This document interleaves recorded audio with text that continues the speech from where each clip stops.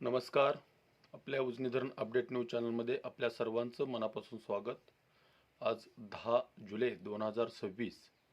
आज सकाळी उजनी धरणाची काय स्थिती आहे, उजनीत येणाऱ्या दौंडच्या विसर्गामध्ये कितीनी घट झालेली आहे आणि बंडगाडांच्या विसर्गामध्ये काय परिस्थिती आहे, त्याचबरोबर उजनी धरणामध्ये पाणी साठा किती झाला आहे याची आपण सविस्तर माहिती घेणार आहोत. आज सकाळची आकडेवारी बघितली तर उजनी धरणाचा एकूण पाणी साठा हा 86.76 TMC, तर उपयुक्त पाणी साठा हा 23.10 TMC आणि टक्केवारी ही 43.11% उजनी धरण गेलेलं आहे.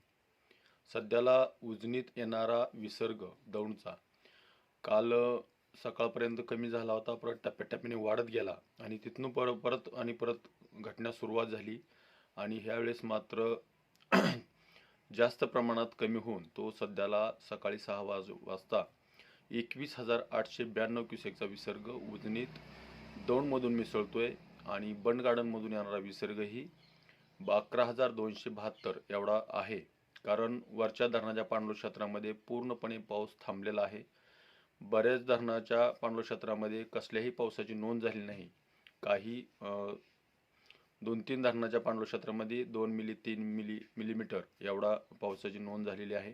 त्यामुळं उजनी धरणात येणारा विसर्ग कमी झालेला आहे.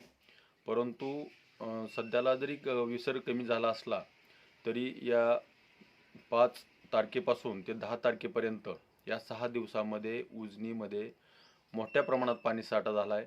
कारण या 6 दिवसामध्ये जवळपास 38 TMC पाणी म्हणजे 38.16 TMC पाणी आलेलं आहे. म्हणजे टक्केवारी जर बघितलं तर 73.22% पाणी ह्या 5 ते 6 दिवसामध्ये उजनीमध्ये जमा झाले. म्हणजे मायनसमध्ये गेलेलं 28.11 आणि प्लसमधलं 43.11 असं 73.22% पाणी केवळ 6 दिवसामध्ये जमा झालेलं आहे. त्यामुळं आता इथून पुढं जरी पाणी कमी झालं असलं तरी काय घाबरायचं काय तसं कारण मला तरी वाटत नाही.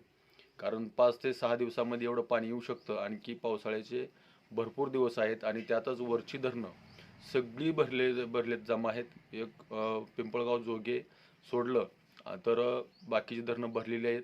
फक्त सीना कोळेगाव धरणाची परिस्थिती बिकट आहे. तोही आता अद्यापपर्यंत मायनस साठ्यामध्ये आहे, कारण त्या परिसरामध्ये कसलाही पाऊस पडलेला नाही. आणि निराखोऱ्यातील धरणं 5च्या 5 धरणं जवळपास काही भरलेली आहेत आणि काही भरण्याच्या टप्प्यावर आहेत. त्यामुळं त्याही भागातला जेवढा काय पाऊस पडेल त्यांना धरणातून खाली सोडावं लागेल. पुढील काळामध्ये जरी पावसाने थोडासा गॅप दिला असला तरी पुढं जे पाऊस पडेल तो डायरेक्ट उजनीत येणारं पाणी असेल. त्यामुळं उजनी धरण 100% भरणार हे नक्की.